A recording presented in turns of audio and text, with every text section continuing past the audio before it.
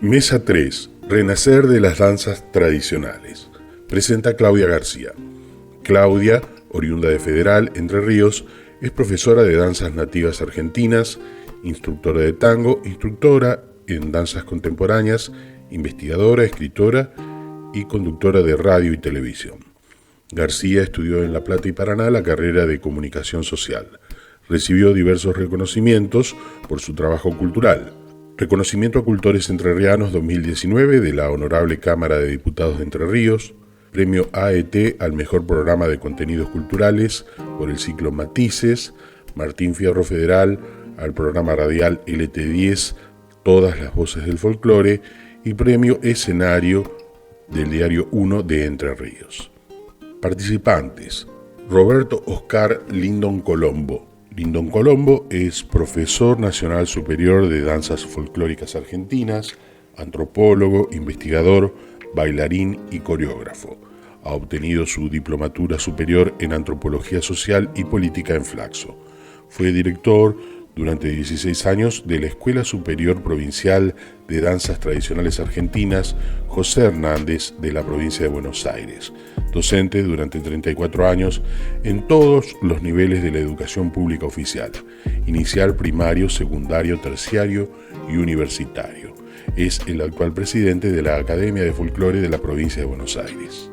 Luis Marinoni es director del Ballet Folclórico del Parque del Conocimiento, director y productor artístico del programa Taco Punta, Canal 12 Multimedios.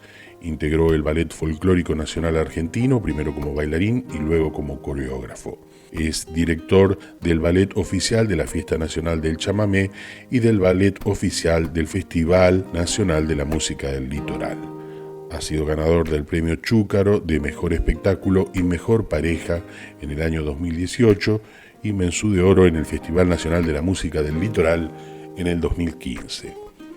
Coqui Saavedra y Pajarín Saavedra, bailarines, coreógrafos, creadores y directores de la compañía Nuevo Arte Nativo, oriundos de Santiago del Estero, desde donde proyectaron su particular estilo dancístico a nivel nacional. Carlos Orlando Pajarín Saavedra y Jorge Juan Coqui Saavedra se formaron como bailarines con su padre Carlos Saavedra para, en los 70, radicarse en París junto a su tío, el bailarín de los Montes, e integrar allí la compañía Los Indianos, con la que giraron por diversos escenarios de Europa, Estados Unidos, Medio Oriente y África. En este periodo enriquecieron su formación profesional con el estudio de danza clásica, contemporánea, jazz y flamenco. En 1991 regresaron al país y en 1994 crearon el Nuevo Arte Nativo. Fueron coreógrafos e intérpretes junto a la compañía Nuevo Arte Nativo de la película Sonda, folclore argentino, dirigida por el cineasta español Carlos Saura. Bueno, bienvenidos. ¿Cómo les va? Vamos a dar comienzo a la mesa número 3 de este sexto Congreso Nacional de Folclore organizado por la Academia Nacional del Folclore, que este año y en esta manera tan especial que tenemos de encontrarnos a través de la virtualidad, lo estamos haciendo desde Neuquén. Desde allí que todos pensábamos que íbamos a poder encontrarnos, vernos cara a cara, nos vemos cara a cara, nos encontramos, pero de esta nueva forma que nos da cita a todos y cada uno de nosotros a través de los medios de comunicación y, en este caso, el Zoom. En esta mesa que es específica de danza, tenemos a estos grandes maestros que nos van a acompañar con su relato, con su discurso, con su manera de ver y de sentir la danza desde diferentes lugares del país.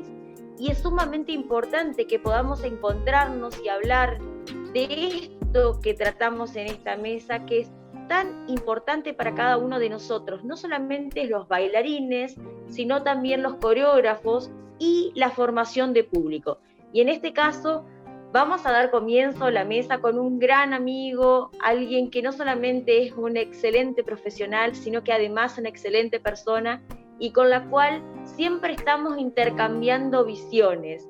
Desde muy lejos, desde la puntita del país que es Misiones, llega nuestro querido y gran compañero Luisito Marinoni, y vamos a charlar con él de esta puesta en escena y qué es lo que pasa con las danzas cuando las llevamos a escena. Bienvenido, Luis, todo tuyo. Buenas, ¿cómo están todos? Bueno, agradecidísimo por esta presentación gigante. No sé si me merezco tanta presentación así, pero les agradezco mucho, maestra Claudia, maestro Roberto, todos los que están aquí, Laura. Bueno, muchísimas gracias a la Academia Nacional del Folclore por esta posibilidad que nos da de poder contar nuestras experiencias, nuestras maneras, nuestras formas de comunicarnos a través de la danza, ¿no? Bueno, hemos elegido un terreno bastante, creo que de todas las danzas que nosotros tenemos en nuestra sociedad, siempre entendí que la danza folclórica tiene un compromiso gigantesco e inmenso, que no se parecían a las otras, que había como algo que nos ponía en un espacio en el que tendríamos que estar un poco más alerta, no solamente de las situaciones que nos pasan a nosotros como individuos, como bailarines, como personas, sino también como responsables de una identidad.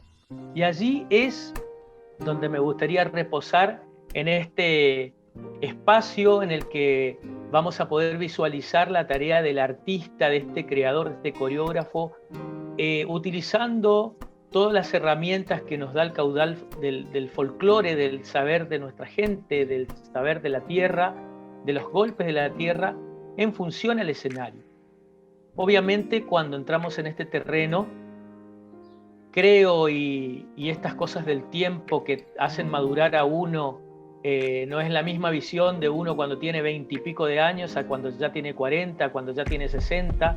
Las visiones son completamente diferentes porque el actuar del tiempo son definitorios a la hora de encontrar un concepto, a la hora de definir un concepto, a la hora de plantar un pensamiento que vaya más allá del puro movimiento escénico, ¿no? Encontrarnos con una responsabilidad mucho más cercana a esa paz que da cuando uno tiene la elaboración realizada, ¿no? Esta elaboración que tiene que ver con la observación, que tiene que ver con ponerse en paz con qué es lo que quiero decir con lo que pongo en escena, ¿no? Obviamente es un terreno que a veces tiene como sus idas y vueltas, no se comprende tanto esta cuestión del hecho folclórico puesto sobre una proyección y de qué manera, ¿no? Pero considero de que tenemos muchísimos ejemplos en nuestro país que nos han dado claras miradas con lo que tiene que ver con la proyección escénica. A mí, desde esta experiencia que tengo, que me lleva, por ejemplo, a los tantos años que he estado en el Ballet Folclórico Nacional como intérprete y como coreógrafo, creo que fue el primer momento en donde sentí que había alguien que me estaba pidiendo cosas mucho más comprometidas con lo que decía, desde mi ansiedad de coreógrafo quizás, ¿no? Esa cosa que tenemos de querer poner el folclore de la manera en que nos gusta, ¿no? O que nos gustaría, quizás olvidándonos que hay toda una cuestión que debemos cuidar y resguardar en el momento de hacerlo, ¿no? Este equilibrio perfecto, esta cuestión del equilibrio justo, de una cuestión de la mirada retrospectiva, la mirada actual y qué es lo que quiero que suceda con eso en el futuro, más adelante, ¿no? Realmente una tarea que tiene que ver casi como una docencia, ¿no? Más allá de esta cuestión del desenlace escénico, ¿no? Norma Viola fue una que me puso realmente en un espacio en el que pensaba que nunca iba a estar, y creo que la extraño cada día más en ese comportamiento que ha tenido, diciéndome en una oportunidad: qué linda que es tu obra, la verdad que es paisajista, es muy paisajista, pero no te comprometes con nada, no te comprometes con tu gente, no te comprometes con tu paisaje. Elaborá la obra y después vení y decime qué es lo que pensás de todo esto. Y ahí vamos a ver si esa obra la podemos poner en el Ballet Folclórico Nacional. Bueno, fueron palabras claves para que pueda comprender cuál era mi rol, el verdadero rol del coreógrafo, ¿no? Y me preocupé un montón, me preocupé porque dije, bueno, indudablemente hay algo que no se está viendo de lo que quiero decir. Indudablemente hay herramientas que tengo que tener en cuenta para poder decir eso que quiero decir y contar aquello que quiero contar, que no es solamente un pensamiento mío como coreógrafo, sino que tiene que ver con algo que se sostiene desde el punto de vista popular y que puede ser reconocido por el que lo observa, ¿no? Y allí empezó una ardua tarea en donde se remarcó un montón el trabajo de la investigación, ¿no? Pero no visto desde esa cuestión de la investigación como algo de aquellos de estos anteojudos del folclore que están allí todo el tiempo con esa meticulosidad, no, sino como una cuestión de ver realmente con una mirada sensible, humana e identitaria al otro, ¿sí? Reconocerse en el otro desde el momento en que decimos nuestra obra coreográfica, ¿no? Cuando ponemos una coreografía, una danza en el escenario, ya inmediatamente y conscientemente debemos estar en una cuestión que tiene que ver con la conciencia de que lo que estamos haciendo es una proyección, ¿sí? Creo que es importante que nos podamos parar desde ese espacio para poder realmente ser sinceros con uno mismo, ¿no? Y plantearse desde ese lugar, en donde ya tenemos muchas herramientas que conjugar. El plano escénico, de hecho, con un público determinado en un lugar, con una cuadrícula o un juego coreográfico o de diseño coreográfico, en donde ya tenemos planos en donde trabajamos, los valores de las figuras, los valores del escenario, ¿no? Las diagonales, las filas, son todas cuestiones muy atractivas que pueden llegar a ser muy atractivas para la puesta en escena, pero al mismo tiempo, cuando eso se sostiene bajo una mirada y una lupa intensa sobre la identidad y sobre la cultura verdadera, de dónde tomo el caudal de las danzas, o no necesariamente de la danza, sino también de todo el contexto que tiene que ver, porque cuando hablamos de una puesta coreográfica, no solamente hablamos de la danza, tenemos que poder conjugar todo lo que se piensa, todos los aromas, todos los paisajes, toda esa rítmica, conjugar de tal manera que nuestras obras coreográficas no sean solamente una instancia de una danza, que la podemos tomar como folclórica, o sea que eso es como que nos avale el terreno folclórico, sino la observación pura del paisaje y del entorno. Esto no se logra más que con la observación y con el caudal de material que uno se sostenga, la lectura, el hecho de ser un curioso. Creo que un coreógrafo nunca puede dejar de ser curioso. Hay que ser curioso, hay que saber preguntar a los maestros, no hay que tener vergüenza de decir esto no lo sé, ir al campo de la ignorancia. Nosotros todos nacemos desde el desconocimiento y a partir de allí funciona una cuestión que tiene que ver con la necesidad, y en esa necesidad entra la curiosidad. Y allí es donde entramos en un terreno divino, en donde vamos a buscar un objetivo, pero en el camino y en el transcurso nos encontramos con miles de formas, miles de magias que nos responden todas las preguntas que quizás no encontrábamos respuestas. Que todo eso se pueda conjugar en nuestras obras coreográficas realmente justifica. Creo que nunca he dejado de ponderar el resultado final de las obras, ¿no? Quizás cuando trabajamos una obra coreográfica pensando en el jurado, vamos a tener una determinada mirada y una determinada visión, ¿no? Dejemos de trabajar para el jurado, trabajemos realmente para el jurado, que son nuestras familias, que son nuestros abuelos, que son nuestros tíos, que son aquellos que tienen la verdad de las cuestiones y que puedan identificarse con lo que ven, pero identificarse desde una manera directa, ¿no? Sin que tengamos que explicar tanto lo que estamos haciendo, que el lenguaje sea directo, porque nuestro folclore, nuestra manifestación de nuestra gente común del campo, de la vuelta de nuestras casas, de la colonia, son diálogos directos y diálogos simples. Por lo tanto, nuestras creaciones coreográficas no pueden hablar un lenguaje complejo, tienen que hablar con el lenguaje simple de nuestra gente, y allí entraremos nosotros con nuestra inteligencia desde el punto de vista como profesionales de esto, para saber cómo equilibrar estas pautas, para que la balanza no se caiga de un lado y del otro. No es un terreno fácil, es un terreno muy difícil, un terreno que necesita muchas pruebas y error, muchísimo, y posiblemente de una determinada cantidad de obras coreográficas que tengamos, quizás una o dos las resolvamos con la manera en que queremos que eso se vea, ¿no? ¿Por qué? Porque este terreno es así, ¿no? Yo particularmente quiero obsequiarles a todos los que están escuchando esto todo un material que tengo aquí digitalizado. Me tomé todo este comienzo de la cuarentena para poder digitalizar un montón de material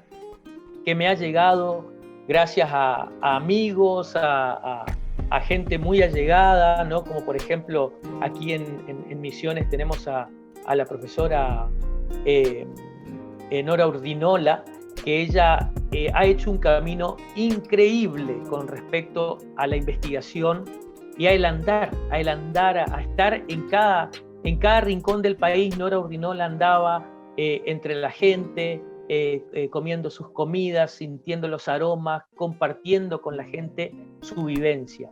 Y esas cuestiones son las que hacen al valor de lo que después transitamos en escena.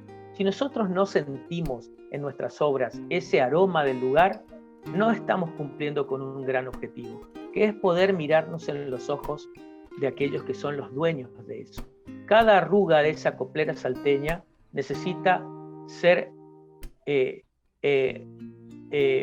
tenemos que tener la dignidad de poder mirar a esas personas de frente, ¿no? Tomando lo que tiene que ver con su cultura y poder mirarlos de frente y decir: estoy en el terreno en donde quiero proyectar vivencias que tienen que ver con su cultura, pero quiero que realmente mi obra tenga todas sus arrugas y tenga toda su manera de ver la vida, ¿no? Completamente despojada de la nuestra, de los gigas, de nuestra ansiedad, de nuestra cuestión de correr todo el tiempo, y detenernos a poder escuchar esas palabritas simples, con esos diminutivos hermosos que tiene nuestra gente de adentro, de campo adentro, de montaña adentro.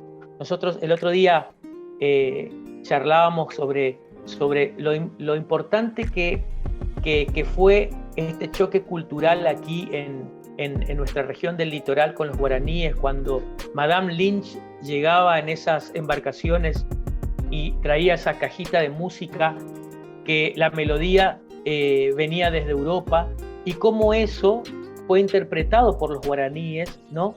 Y el baile, el ritmo se llamaba la paloma, ¿no? Y esta paloma, después escuchada por estos guaraníes e interpretadas por ellos mismos con su hermoso oído y con su sensibilidad guaraní, hace que después tenga los acentos de la tierra con un ritmo de polka, y eso lo llamaron la palomita, o sea que ya pierde toda esa cuestión solemne de la paloma para transformarse en palomita. Cómo se abraza la palabra, porque es conceptual, y si nosotros en nuestras danzas no marcamos esa conceptualidad, que podría verse muy simple, pero esa simplicidad es la que va a justificar nuestra manera de andar, los terrenos de nuestra gente, de nuestra manera de ser, de lo que somos referente al paisaje. Así que todo este material lo voy a dejar a disposición de ustedes para que puedan husmear y andar y recorrer, y cuando piensen de que hay algo, porque a veces buscamos como el libro que nos diga exactamente lo que queremos que nos responda, y eso no lo vamos a encontrar. Vamos a responder realmente todas nuestras incógnitas cuando tengamos un caudal enorme de libros en nuestra cabeza que nos permita sacar una conclusión de acuerdo a todo lo leído, de acuerdo a todo lo andado, de acuerdo a todo lo mirado a los ojos directamente del otro y de acuerdo a todo lo que nos ofreció ese lugar en su paisaje y en su aroma. Cuando eso sucede, realmente nuestras obras se transforman en mágicas. Y allí es donde vamos a poder empardarnos con esta gente grande que ha hecho cosas como Santiago Ayala, como el maestro Joaquín Pérez Fernández, como Amalia Hernández, como el maestro Oscar Murillo, Mabel Pimentel, con esa visión que tiene que ver con resguardar la pepita de oro de nuestra gente, de nuestro saber del pueblo. Allí realmente vamos a cumplir nuestros objetivos como coreógrafo. Muchísimas gracias. Maestro, qué lindo escucharte y cuántas cosas que compartimos, viste que por ahí uno encuentra la otra mitad de su pregunta, ¿no? Y de su respuesta. Así que hermoso, y quedaron algunas cosas que, bueno, vemos si podemos volver a tocar, porque como que los temas nunca se agotan y como que la idea es que se abran mucho, ¿no? Pero vamos a escuchar a otro gran amigo. Pero no solamente gran amigo, sino para mí un maestro y un guía casi espiritual, lo voy a decir, porque todo lo que he aprendido y todo lo que extraño, porque por ahí nuestros encuentros en la organización del Simposio Nacional de Folclore también hacía que siempre tuviéramos una cátedra de su ponencia y de sus charlas, así que lograba siempre llevarme mucha riqueza, mucho más de lo que seguramente podía encontrar digamos, él en mí, porque seguramente era yo la que le sacaba más información. Así que quiero presentarles y quiero que lo escuchemos con muchísimo cariño, pero sobre todo atención, a alguien que todos queremos un montón, pero además por todo lo que sabe. Cada vez que Roberto habla, es un libro que se abre, por lo menos para mí y seguramente para ustedes también. Así que con muchísimo cariño, la verdad que me encanta que estemos aquí, que nos podamos encontrar, aunque sea así, en esta virtualidad, para escucharte. Roberto Lindón Colombo, adelante con el tema que vas a abordar. Es bastante complejo, pero a la vez muy lindo, porque nos ayuda a conocer un poquito a los que no somos de la zona. Danzas sureras, la circulación viva. ¡Qué temón! Muy buenas tardes. Por supuesto, voy a tomar esta presentación, que solo es motivo del profundo cariño que nos tenemos, y además yo te quiero mucho más a vos, más a vos que vos a mí, como para que vaya quedando claro, ¿no? No voy a contar, porque ahora no es el rol, pero quién no conoce y quién no valora el aporte fundamental para la danza folclórica en general y la danza del litoral en particular de la licenciada Claudia Liliana García. Así que si nos vamos a tirar flores, hay como para tirar bastante. Bueno, un placer estar nuevamente en este encuentro maravilloso que es el Congreso Nacional de Folclore, que organiza la Academia Nacional de Folclore, y que comenzó allá esta serie que hoy lleva su sexta edición. Comenzó allá por el 2010 en Potrero de los Funes, en San Luis, ¿no?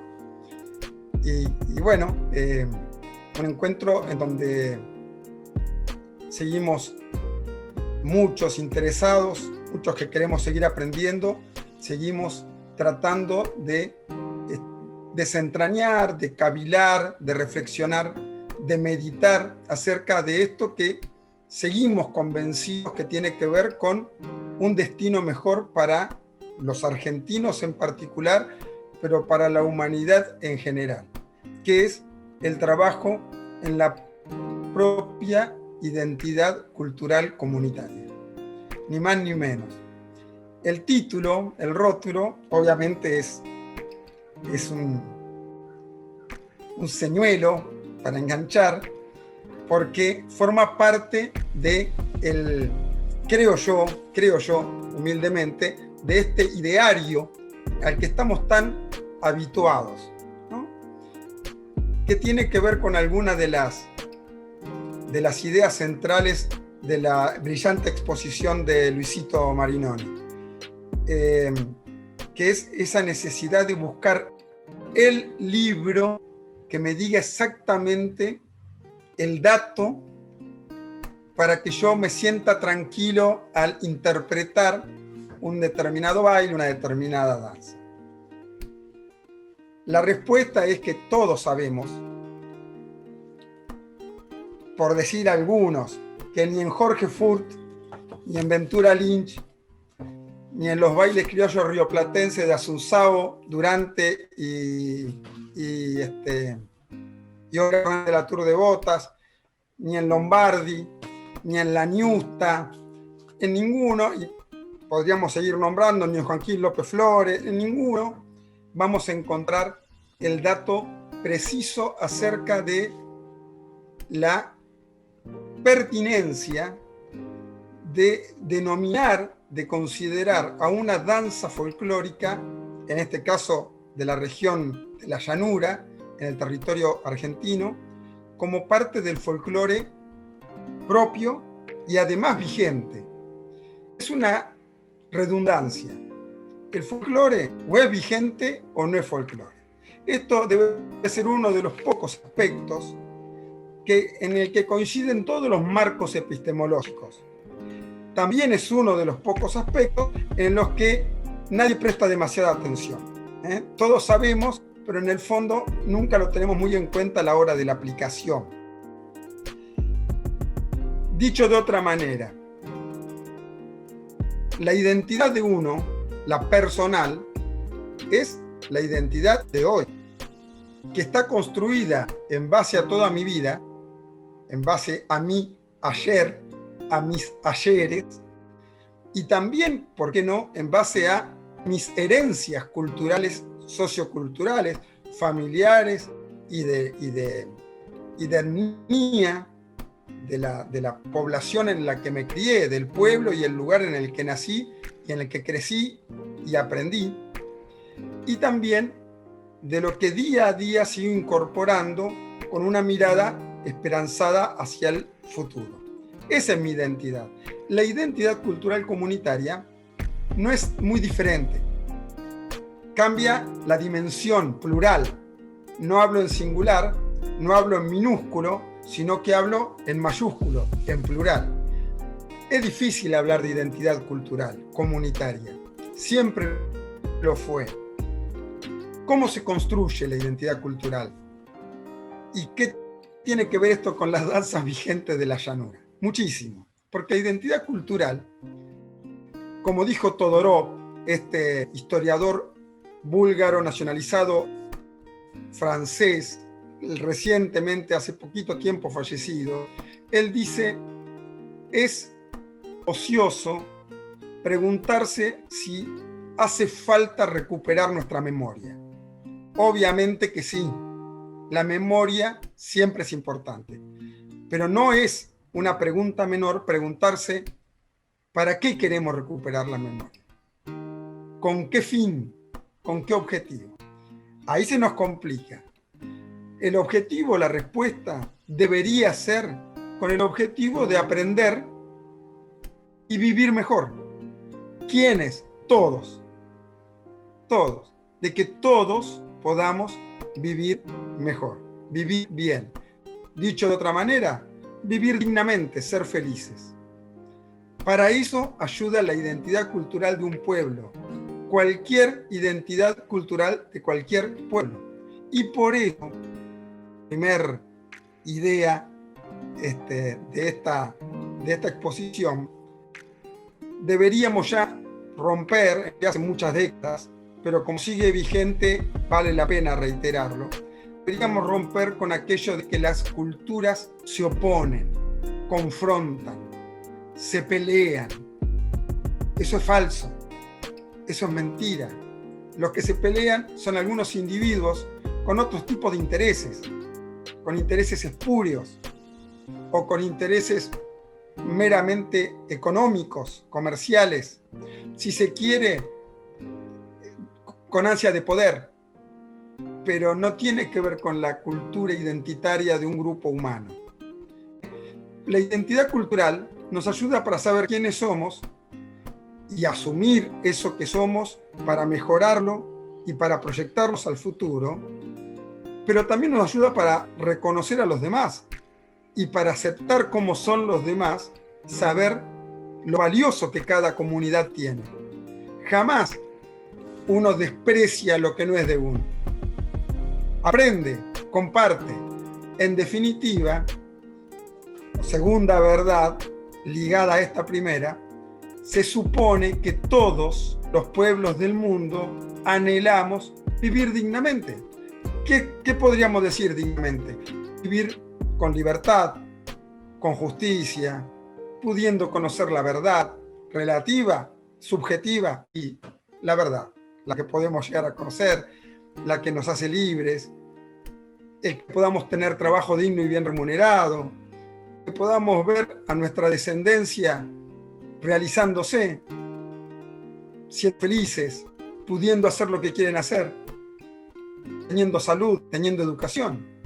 Por supuesto, ni hablar teniendo las necesidades básicas absolutamente satisfechas y mucho más que eso.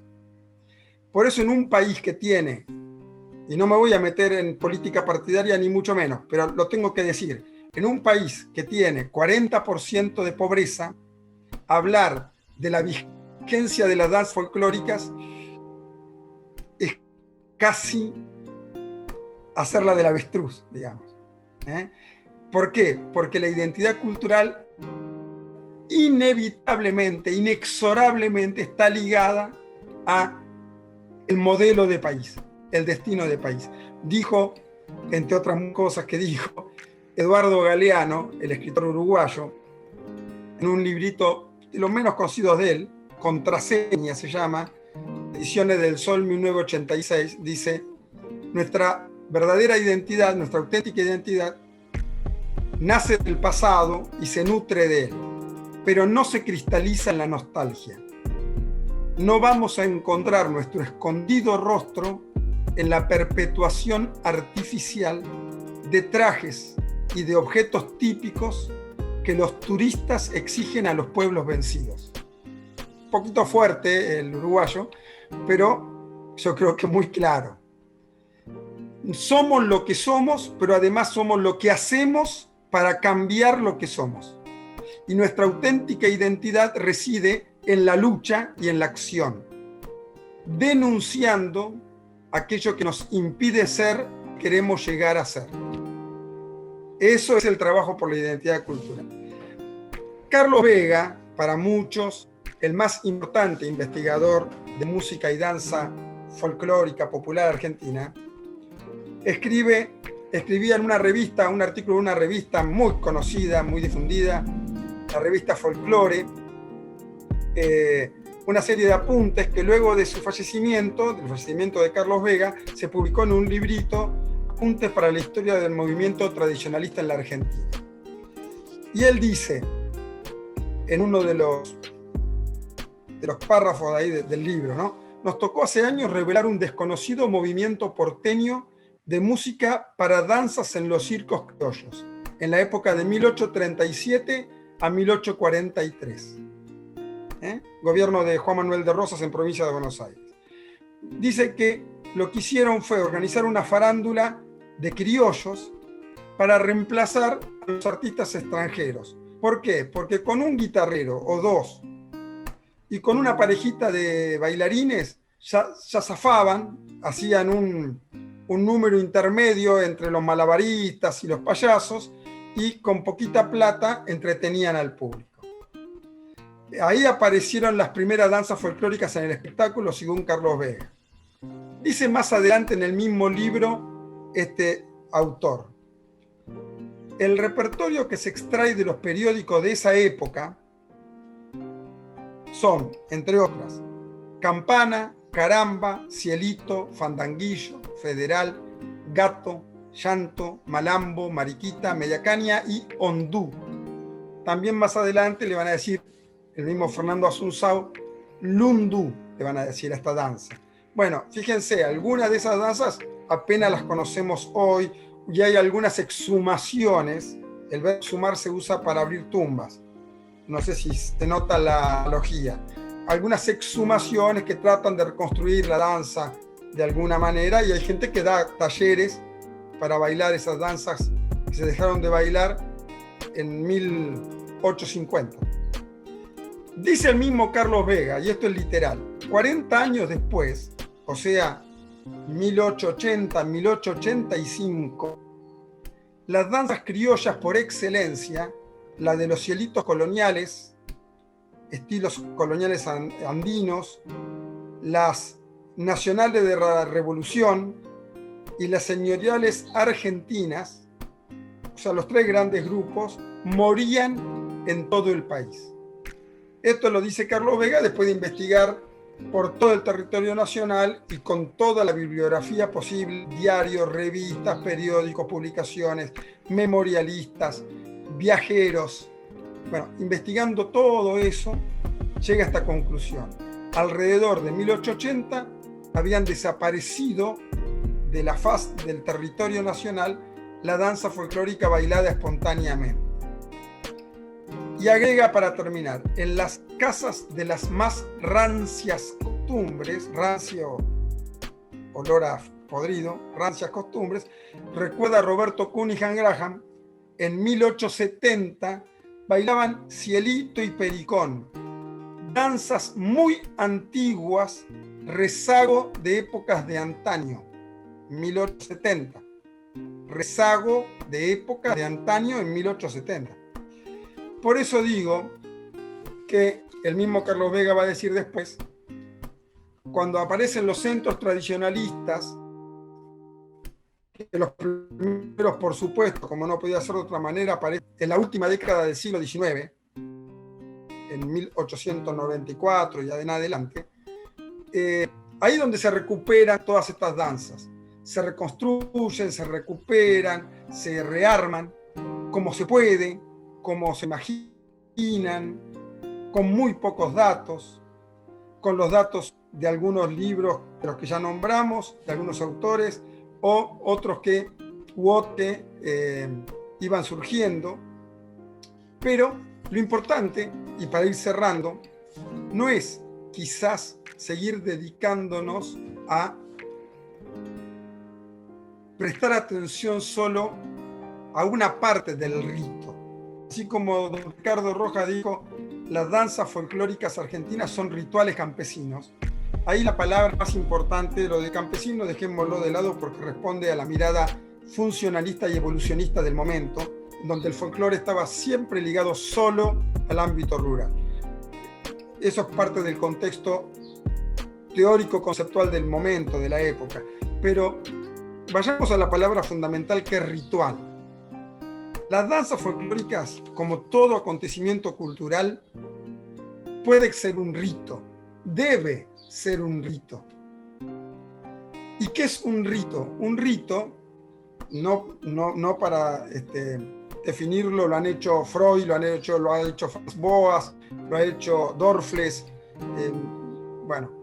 Bourdieu, Foucault, todos hablaron del mito, Lévi-Strauss, pero el mito, traducido en un rito, es una manifestación sociocultural en donde hay un componente sensible, percibible a través de los sentidos, y un componente intangible, inferible al ver la manifestación concreta por todos los integrantes del grupo que lo reconocen como propio.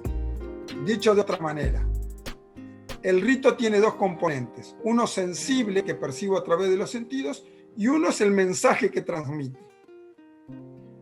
Sin ese mensaje, esto es cáscara vacía. Si hablamos de envase, de cáscara, podemos estar siglos hablando de eso. Si es más o menos vigente, si es más o menos folclórico, si el atuendo es exactamente el que corresponde o el chiripá justo ese color hacía media hora se había dejado de usar. Si lleva 3 flecos o 4 flecos es más o menos tradicional. Si el sombrero, Bonifacio del Carril, si el sombrero lo usa requintado, es gaucho bueno, y si lo usa para abajo, es gaucho malo. Bueno, ese tipo de nimiedades en las que nos entretenemos nosotros durante décadas, seguramente nos van a dejar siempre adentro del laberinto. ¿Cuál es la propuesta? Y con esto cierro. La propuesta es que no nos pase como le pasó a don Milton Stomback, aquel personaje del cuento de Mario Benedetti. Milton Stomback era el personaje que protagoniza el cuento La expresión de Benedetti. Era un pianista, buenísimo, un gran pianista, pero en un momento empezó a prestarle más atención que a lo que tocaba. Tanta atención le prestó que a cada composición él tocaba la Catedral Sumergida y tenía una expresión determinada para eso. Y tocaba la Quinta Sinfonía de Beethoven y tenía otra expresión distinta. Llegó un momento que era más importante la expresión que lo que tocaba con los dedos. Y se olvidó de tocar. Entonces lo único que hacía al final de sus días, ante unos pocos amigos fieles, era sentarse frente al piano con la tapa baja, el piano cerrado, y hacer un concierto de expresiones que la gente trataba de adivinar a qué obra musical pertenecía. Yo digo que no nos pase eso con la danza folclore. ¿Cuándo vamos a tener danzas vigentes? Cuando nos hablen a la gran mayoría de los ciudadanos, habitantes de una determinada región, en este caso de la región bonaerense, será la huella, será el triunfo, será la ranchera, será el pasodoble, todavía, ya arraigada y bailada. Bueno, será un balsecito criollo. Después veremos, pero ¿quién es lo que va a definir eso? ¿Un texto, un libro, una investigación? Lo que lo va a definir es qué mensaje permite que la ciudadanía en general, no los que bailamos en las peñas y en los centros tradicionalistas, y no el grupo relativamente minúsculo que nos dedicamos a esto, cuando en general toda la ciudadanía reconozca que eso es propio, que eso habla de mí, habla de nosotros, y que eso tiene que ver con una determinada manera de vivir, una cosmovisión, una idiosincrasia que a mí me va a permitir construir un mundo mejor para mí. Muchas gracias. Les dije, acabas de deconstruir un montón de cosas que teníamos, así es especialista en voltearte teorías, así como tan fácil. Bueno, vamos a cerrar esta mesa con nuestros últimos invitados que nos van a dejar también su ponencia, su mirada desde el noroeste argentino, pero después quiero terminar con una pregunta que me está dando vuelta. Tomé varias preguntas, pero yo creo que a muchos de los que estamos escuchando nos quedan así como cosas sueltas y me gustaría que retomáramos algo que es como cuestiones que van quedando y que se van abriendo, ¿no? Que es la idea, en una mesa no vamos a agotar nada, pero vamos a darle el pase ahora a los maestros desde el noroeste argentino que nos vienen a Coqui Pajarín Saavedra, que nos van a hablar, que nos van a contar qué es lo que pasa con el Guairamullo, la Arunguita y el Pala Pala, danzas que vuelven a los escenarios como una cosa muy rara, porque están mucho en los escenarios de certámenes y de competencias. No es que es raro verlas, sino que es lindo volver a verlas en todo caso. Entonces, bueno, vamos a escucarlos a ellos y después retomamos con esta construcción hermosa de saberes que estamos haciendo comunitariamente.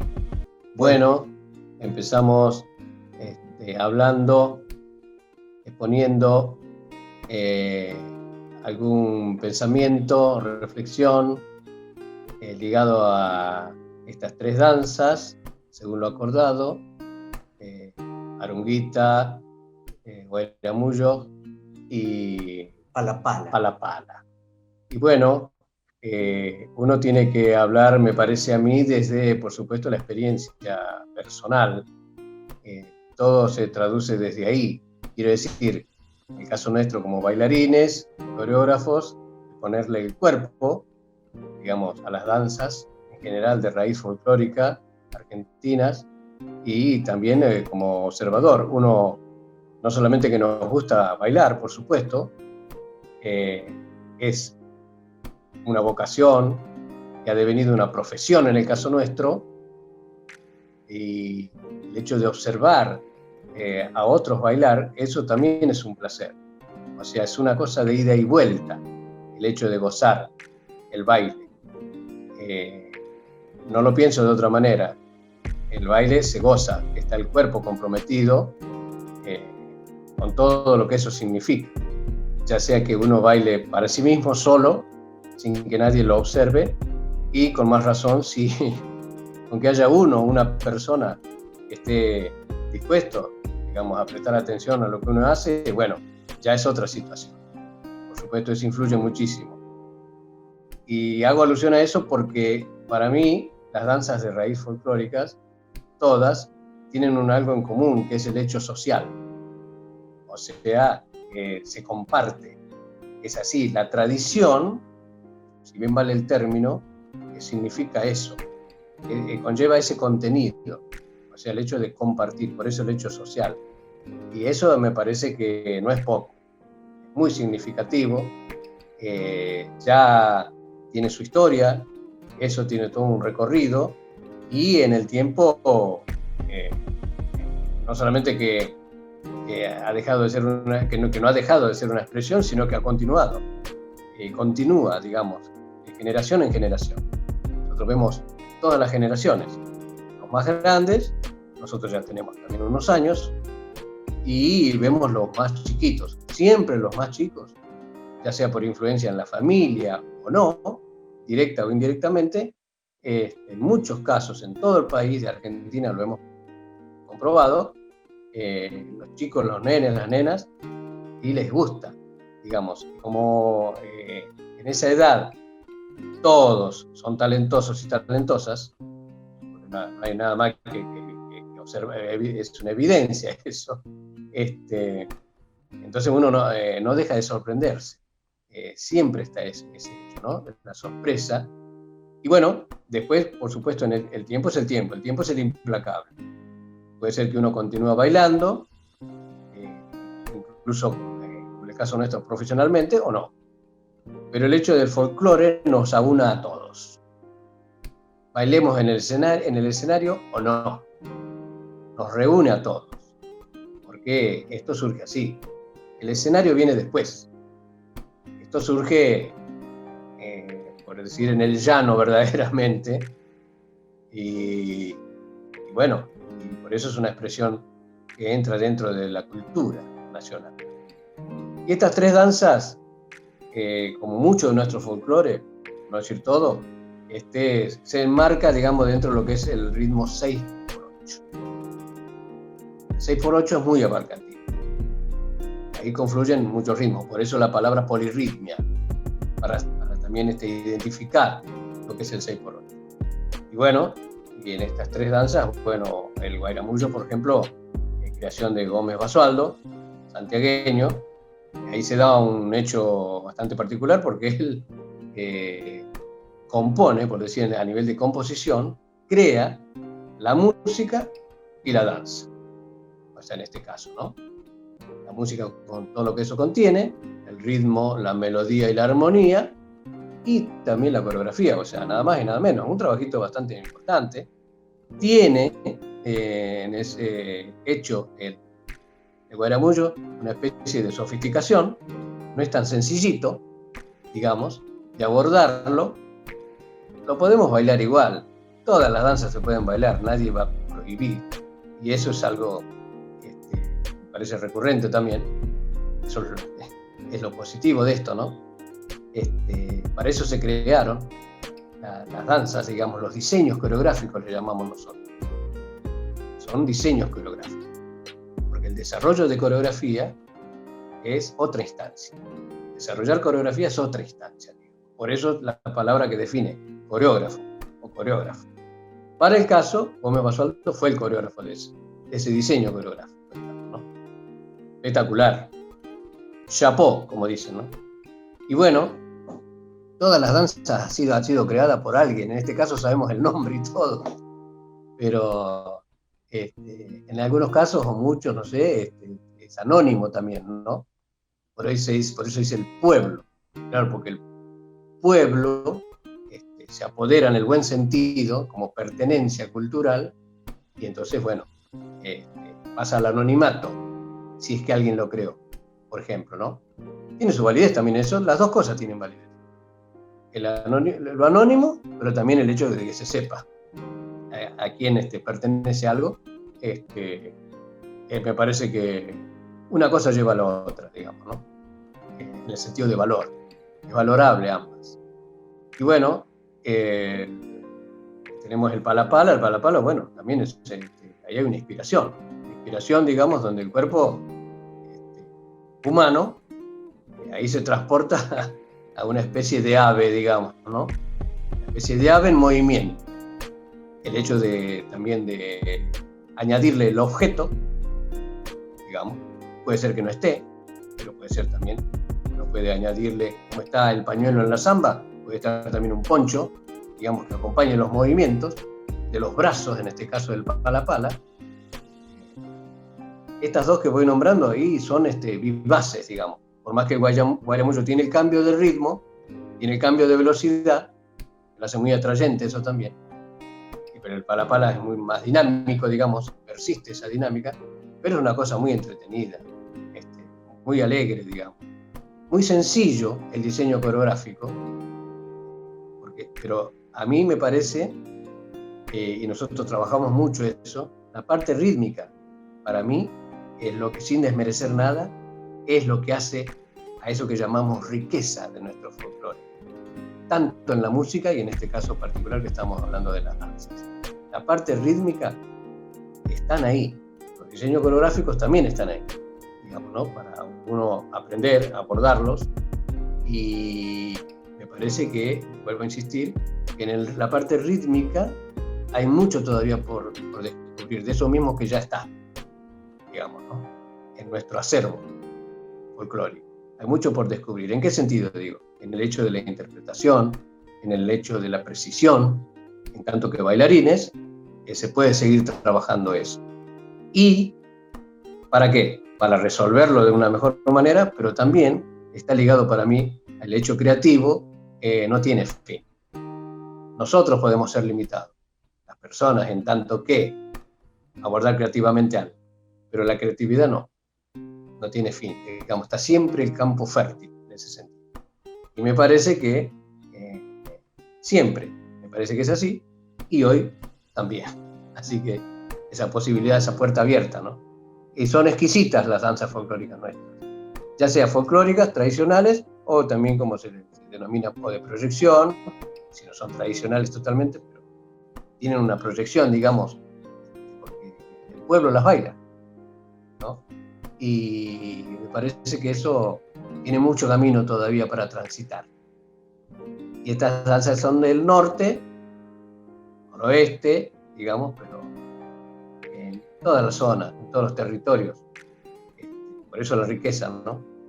Están las danzas, las músicas muy atractivas, por descubrir todavía, aunque en cantidad no tenemos problema, se baila muchísimo y se toca muchísimo en todo el país, pero es paradójico. Todavía podemos seguir descubriendo y hacerlas visibles también, más allá de las fronteras. Bueno, primero yo quisiera decir un agradecimiento a la Academia que nos permite estar con ustedes aquí, con mi hermano Coqui y yo, y poder conversar un poco de esto. Un saludo también a la provincia de Neuquén, que conocemos bastante. Un saludo también, aprovecho la ocasión, para la familia de apellido Albarracín, con los cuales hemos ido muchas veces allí a Neuquén. Y a todos ustedes que están viendo, un fuerte agradecimiento, un saludo, un abrazo, en este momento tan especial que estamos viviendo. Y para ir a lo concreto de estas danzas, agradezco también que seamos nosotros los elegidos, digamos, en poder charlar, conversar un poquito sobre estas danzas tan particulares, ¿no? Que a nosotros nos agrada mucho estas y que hemos bailado y hemos visto bailar. Y también un agradecimiento entonces, ya que estamos en ese sentido, a don Andrés Chazarreta, que ha podido recopilar la arunguita y el palapala, tan extraordinario trabajo que realizó don Andrés, que llega hasta nuestros días y tiene larga vida. Y la verdad que, como decía Coqui, son muy interesantes porque a nosotros que venimos de ese lugar tradicional, que somos un eslabón más que se va añadiendo, siempre tenemos en nuestro tintero, digamos, creativo, la posibilidad de abordar en el hoy como fuente de inspiración estas danzas, ¿no? Donde vemos la influencia española, la influencia nativa de aquí, y donde vemos también la influencia africana, por lo rítmico. Entonces eso la convierte a estas tres danzas, a pesar de que son muy distintas en el tiempo, ¿no? Que ha sido, como ya Coqui, todo lo que ha dicho, parece que son danzas que contienen en sí misma mucha información y que, si bien son de factura sencilla, digamos, por los diseños coreográficos, como remarcaba Coqui, pero sí rítmicamente el cuerpo adquiere, ya sea utilizando el poncho, ya sea utilizando el pañuelo, adquiere una complejidad rítmica que es muy interesante para los bailarines, para las bailarinas, ¿no? Lo cual hace que todo ese aspecto de comunicación entre la mujer y el hombre tengan un acento muy específico en la comunicación. En cualquiera de las tres danzas eso ocurre, y eso lo convierte a esto en algo muy interesante. Y a nosotros tenemos, como digo, sobre todo con el palapala, tenemos allí una modalidad rítmica que es muy, muy interesante, es donde nosotros vemos, donde hay muchísima influencia africana. Y por eso es que está en Santiago del Estero, se ha dado esa posibilidad.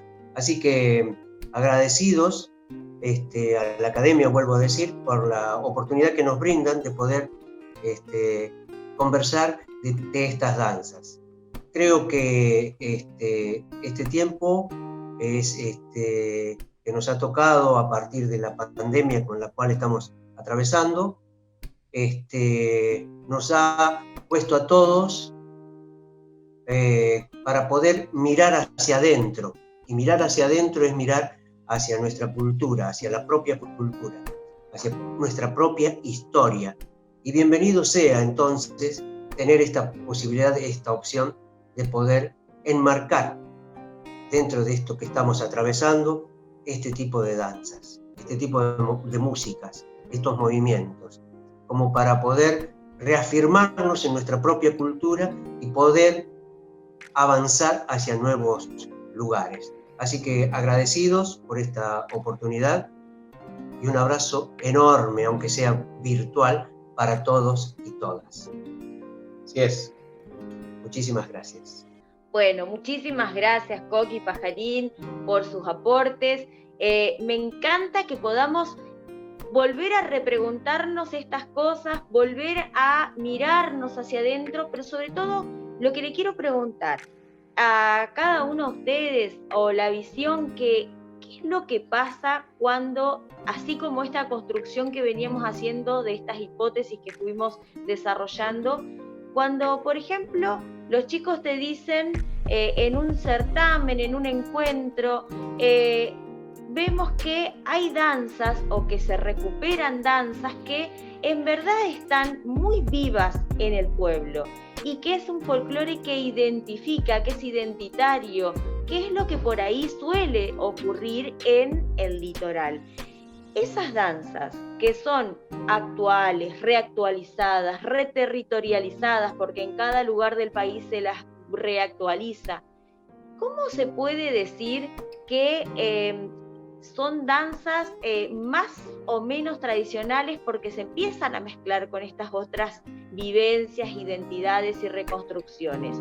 Tomo el caso de este folclore que es tan vivo porque lo tenemos al maestro Luis Marinoni, así que eso lo dejo ahí picando. Pero a Roberto me gustaría también preguntarle qué debería pasar, y esto ya es una hipótesis, estamos hablando sobre algo que no sabemos si puede llegar a ocurrir, pero qué debería pasar o cómo deberíamos abordar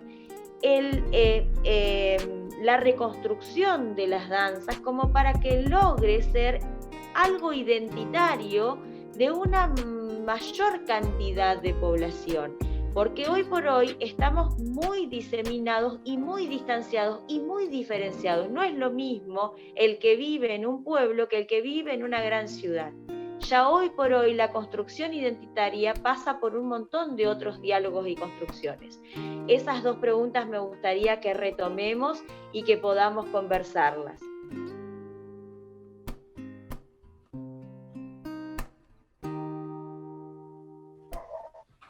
Qué fáciles, muy bien, lo tuyo. Que empiece muy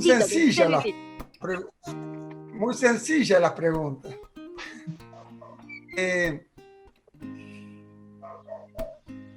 Por lo general, la respuesta no es una respuesta grata. ¿Por qué? Porque en el folclore nos pasa algo peculiar. Pasa en general, pasa en algunas ciencias sociales o en algunos ámbitos de las ciencias sociales pasa. En el folclore no, pasa muy habitualmente. Que es que, no quiero ser ni agresivo ni nada que se parezca, más acordar una ley de Murphy que dice... mienten, pero no importa porque nadie escucha. En el ámbito del folclore hay cosas que se han dicho hace muchos años y que uno puede o no coincidir, lo que no puede es no tenerlas en cuenta. Por ejemplo, Handler y Lineker, estos dos investigadores estadounidenses, en 1984, en la Revista Internacional de Folclore, publicaron un artículo muy revolucionario que dijeron: el folclore no es una esencia, el folclore es un constructo simbólico, nuevamente la unión con el rito, un constructo simbólico que remite a hechos del pasado, pero que se construye desde el presente. Y eso que es fundamental. ¿Qué quiere decir no es una esencia? Que ni en el folclore ni en ninguna otra disciplina sociocultural deberíamos manejarnos con dogmas. ¿Qué es un dogma? Un dogma es una verdad irrefutable, algo que no se discute. Se cree o no se cree en eso. Y las consecuencias están directamente atadas a esa decisión. Si yo no creo, o sea, el dogma en una religión, que es lo más habitual. Bueno, esto es un dogma de fe. Vos, si crees, estás adentro de la religión. Y si no crees, estás afuera de la religión. Es así. Bueno, en el folclore es algo parecido. Funciona bastante como un dogma. Lamentablemente, como la mayoría de los dogmas, por no decir todos, no tienen un sustento racional. Todorov y Handler y Lineker dicen que las identidades culturales, todas las memorias en realidad, construidas desde el presente, respuesta a tu pregunta, Claudita, todo que se construya, reconstruya desde el presente, siempre es inventado. Es inventado. No, pero ¿cómo? Si yo tengo este dato, ¿qué dato tenés? Y a mí me dijo una abuela que tiene 89 años, te dijo lo que se acuerda de cuándo y del año 1927, 28. Ah, sí, no puede ser. Capaz que se lo contaron a ella. ¿Quién se lo contó? No se acuerda. ¿Y cómo no sé, bien no sabe? ¿Y cómo te dice que se hacía así la danza? Anda a preguntarle de vuelta mañana. Cuando va el otro día, viene y te dice, no, era distinto, se acordó distinto ahora de cómo era ayer. ¿Qué nos pasó? El año que viene se cumplen 100 años de la encuesta del magisterio, la encuesta del maestro que se hizo en 1921, una famosísima encuesta en donde se les pidió a todos los maestros de la Argentina que hiciesen una serie de preguntas, tipo de entrevista, para recuperar nuestro folclore, organizada por el Congreso de la Nación. La encuesta de 1921, famosísima. ¿Qué es lo que pasó con la encuesta? Muchos datos eran ciertos y los informantes lo hacían con criterio científico y muchos lo inventaron como un chiste, como una picardía. Tenían que llevarle a la maestra una leyenda popular recogida del pueblo y el abuelito le decía, copiá, mi hijo, vos que sabés escribir, yo no sé escribir, le decía el abuelo, copiá lo que te dicto. Y le inventaba cualquier cosa.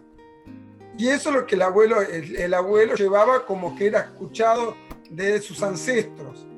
Cuando eso se comprobó, la encuesta perdió cierto valor. No todo, tiene cosas muy valiosas. De hecho, de ahí se sacó la colección de Berta Vidal de Batini y tantas otras cosas.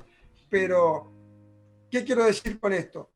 No hay que tenerle miedo a la reconstrucción, pero hay que tener conciencia, me parece a mí una humilde opinión, que tenemos que saber para qué la hacemos, para qué nos tiene que servir. Y ahí sí entra tu segunda pregunta, que es para mí la fundamental, es la gran pregunta esa que vos formulaste recién, Claudita, que es, ¿con esto construimos identidad cultural comunitaria? Si hoy descubrimos 70 variantes de cueca cuyana, una en cada pueblo de Mendoza y una en cada pueblo de San Juan, ¿no va a servir para algo? Además de para que se haga famoso el que la propone. Y solamente nos va a servir para algo si con eso construimos identidad cultural. ¿Y qué es construir identidad cultural? Que la mayoría de las personas lo reconozcan como propio, sepan que es nuestro y por algo es nuestro, porque está asociado a un sistema de valores. Pongo un ejemplo a ver si se entiende mejor. La ciudad de La Plata, en donde yo vivo, desde hace muchos años tiene danza oficial, el Cielito Platense, con coreografía de la profesora Estrellita Olmos. Bueno, yo quisiera saber cuántas personas redondeo un número, 1 millón de habitantes, ciudad de La Plata, capital de la provincia de Buenos Aires, 1 millón de habitantes. ¿Cuántos del millón conocen a su danza folclórica propia, a la que distingue a la ciudad? Segunda pregunta, mucho más jorobada. ¿Cuántos la saben bailar? Esta segunda debe ser más fácil de responder. 100 de 1 millón. 100. No creo. No creo. Entonces, ¿es realmente significativo? Bueno, ¿qué es lo que hay que hacer? ¿Desechar? No. Como vos bien propusiste, buscar estrategias que le otorguen significado y que hagan que eso sea nuestro, pero con algo para ofrecer. ¿Cuál es el significado? Y va a tener que ver con un sistema de valores. Sin duda, un sistema de valores que hable de lo que nosotros anhelamos como pueblo, como comunidad. Y ahí está un poquito la respuesta, me parece a mí. Está bárbaro, pero no vamos a cubrir, o sea, porque bailemos descalzo o por hacer en un gato 7 giros en cambio de 1, me parece que la revolución cultural no pasa por ahí. A mí me parece que no pasa por ahí. Eso no es romper las normas, romper los dogmas. Eso puede quedar muy lindo, simpático, puede ser estéticamente bello y puede ser atractivo para la juventud. Y me parece excelente. Y me parece buenísimo que el que lo quiera bailar así, lo baile así. Ahora, que eso va a tener más que ver con nuestra identidad cultural, no lo sé. Gracias, Robert. Me encanta escucharte. A ver, Luis, no nos vamos a ir más. No, está muy buena la mesa. Me encanta escucharlos. Qué maravilloso todo lo que está diciendo maestro Roberto. La verdad que para mí es un gustazo poder escuchar cada palabra. Y bueno, la maestra Claudia, unos días atrás estuvimos conversando un poco, le decía, no quiero que terminen tus audios nunca, porque la verdad que uno se alimenta tanto de esas cuestiones tan hermosas, que los bailarines estamos como, pareciera como que a veces nos alejamos de todos estos conceptos, y a veces yo llego a pensar como que los bailarines somos como un ente aparte de todo esto, como que pensamos de otra manera, no sé, como que siento que a veces como que queremos construir nuestro propio lenguaje y pensamos que colabora en esta cuestión de esta revolución cultural, y en realidad a veces no hace tanto eso, sino que hace completamente lo contrario, ¿no? De acuerdo a mis experiencias que tienen que ver con un folclore vivo y que ahí presente, que es lo que me pasa, por ejemplo, con el chamamé, ¿no? Que este ritmo tan vigente y tan presente en nosotros, y entramos en un conflicto bárbaro con los bailarines porque a veces llego a pensar que los bailarines somos como lo peor que le ha pasado al folclore, porque justamente estamos como todo el tiempo allí buscando estas cuestiones que tienen que ver con tener nuestro estilo y nuestra propia forma, y sin comprender que en realidad somos una parte más de toda la identidad cultural y debemos transformar a partir de esa cosa, de enchamigarse con el otro, no de pretender o de querer ser como una raza aparte de esto, ¿no?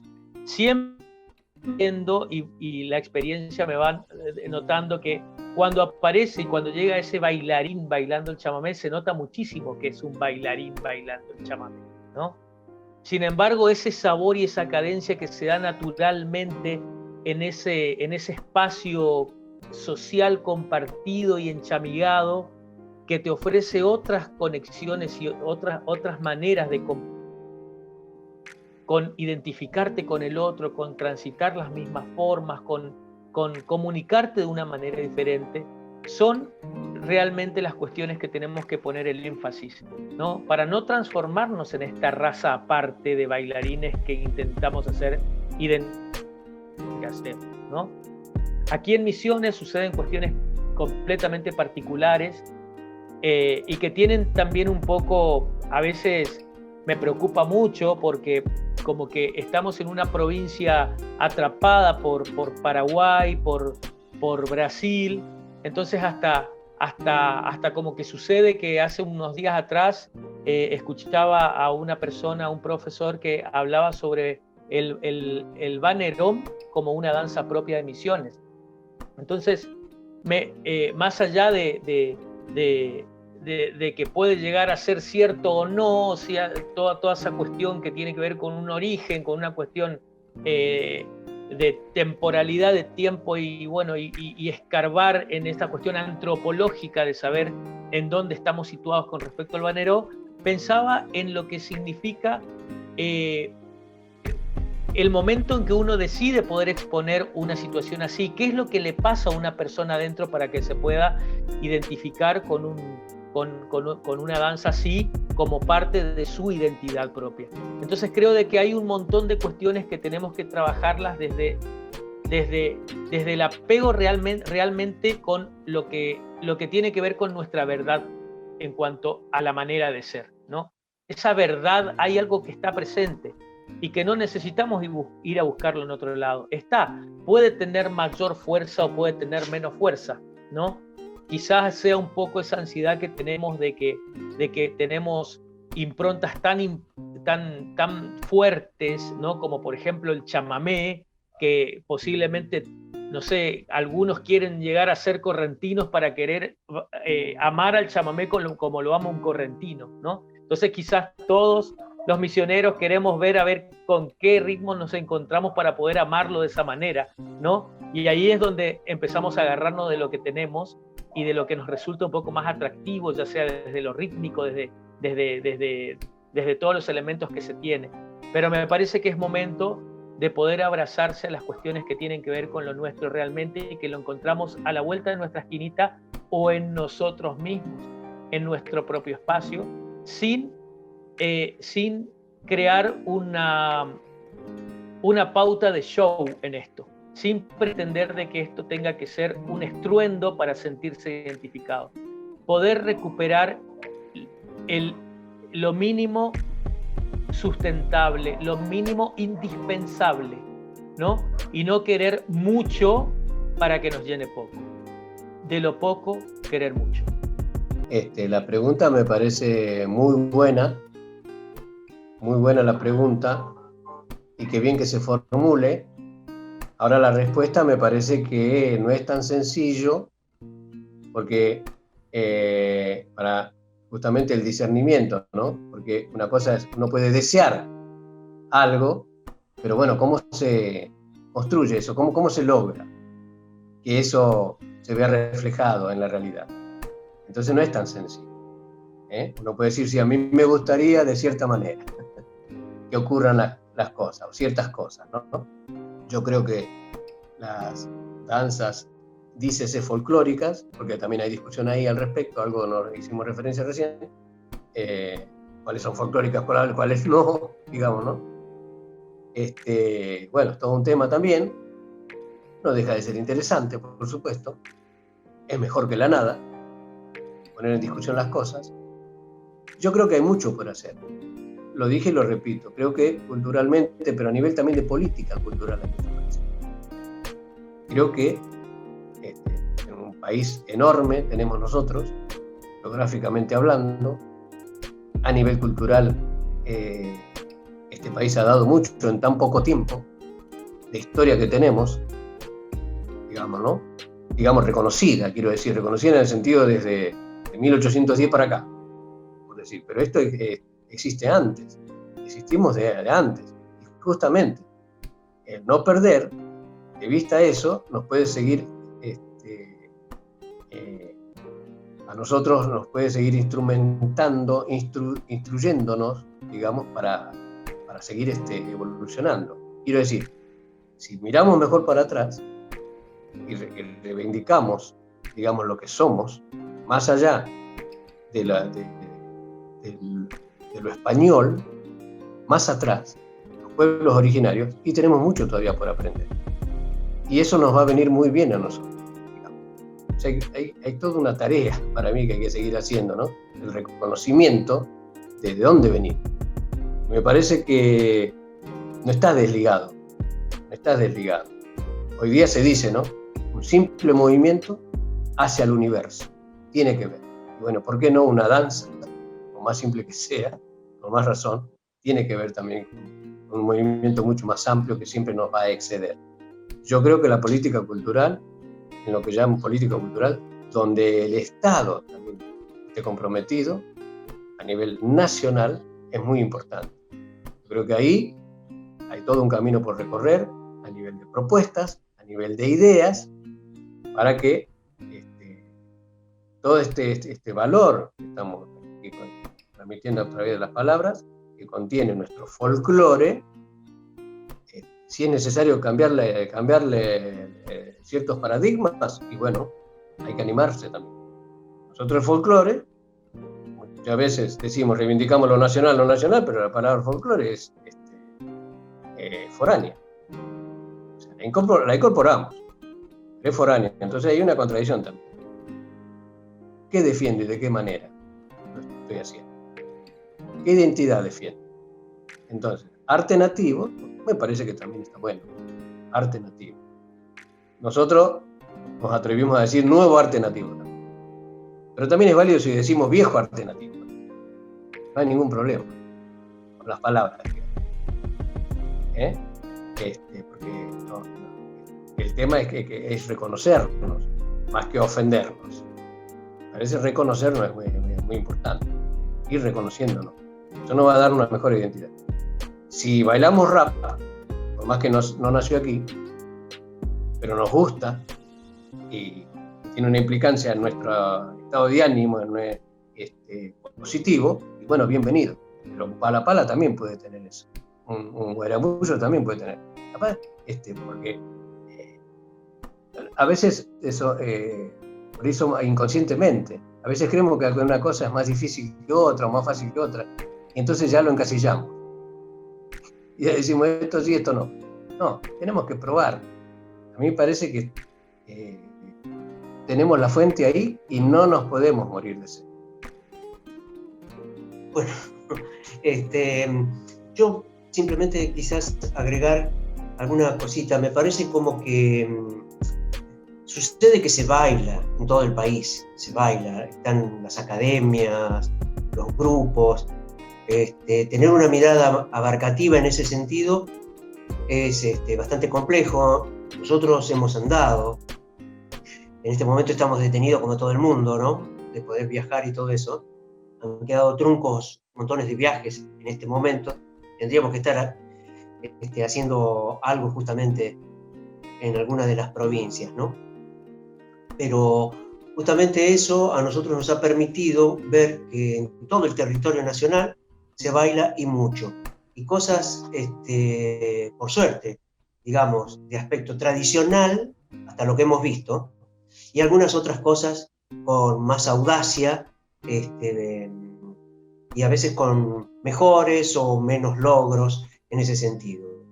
Pero me parece que entre lo que dice Coqui de una política cultural, la política cultural de los estados casi siempre va un poco a destiempo, en el sentido de que es el pueblo, justamente por lo popular, el pueblo sigue haciendo, lo va haciendo, y eso es incontenible. El pueblo tiene sus tiempos para poder imponer algo como tal. Somos jóvenes como nación, como decía también Coqui, y bueno, hay una posibilidad inmensa para poder rescatar algunas cosas que son esenciales en nuestra historia. En este caso estamos hablando de las danzas, pero hay otras cantidades de otras cosas que son muy interesantes, que son como fuente de inspiración para poder avanzar. Y a mí me parece que este tiempo es muy fructífero, porque estamos haciendo un trabajo de balance de cosas que hemos vivenciado, que hemos vivido, que hemos aprendido, y todo eso en el hoy, a ver qué es lo que nos da como alimento, ¿no? Esencial para poder seguir avanzando. Eso a mí me parece que es lo más, no sé si importante, digamos, ¿no? Y por eso esto de la academia también me parece que es otra de las vías de poder acercarnos entre todos en todo el territorio nacional, ¿no? Y me parece que hay muchas iniciativas en todos lados y hay que aprovecharlas a esas como para poder influenciar dentro de los estamentos oficiales, como para que se tenga en cuenta. Y rescato una cosa a mi juicio importante de lo que dice Coqui, el hecho de de tener una discusión constructiva dentro de estos múltiples aspectos que van desde una cosa desde el llano y alguna cosa mucho más sofisticada en el hecho de la creación artística, ¿no? Porque volviendo a Chazarré, recopilación de danzas desde el campo rural, pero las pone en un escenario. Una vez que subimos arriba de un escenario, ya estamos hablando de otro componente, un componente artístico, que no hay que olvidarlo, porque otras danzas han hecho exactamente lo mismo. Nosotros tenemos una grandísima oportunidad, entonces, de revalorizar las danzas tradicionales de proyección y que eso haga un cuello de botella para que no se cercene la capacidad creativa